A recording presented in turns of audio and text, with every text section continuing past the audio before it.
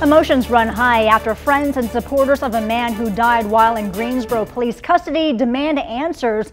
They want accountability from the city after 38-year-old Marcus Smith died in September.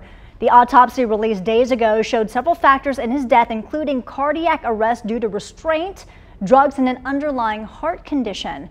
WFMY News 2's Alma McCarty is live now in Greensboro, where dozens of people showed their anger and frustration at the city council meeting. Well, 35 people signed up to speak specifically about Marcus Smith. They said he didn't deserve to die and that the officers who responded to the man running in and out of traffic had really no clue how to handle him. And many say this case lacked transparency. You appear to have worked to keep the case of Marcus Dion Smith as dark as possible for as long as possible. If you feel that we're all equal, treat his case as such. You have the ability to hold people accountable.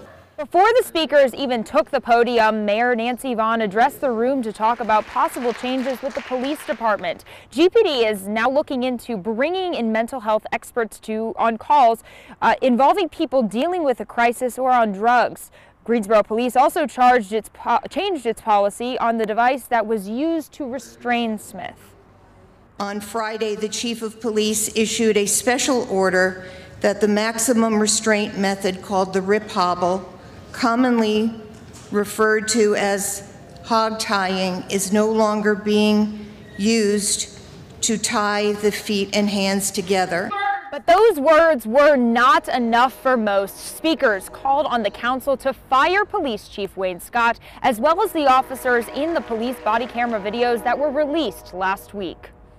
For me, watching this video was like watching a public lynching. I'm begging you, please do something.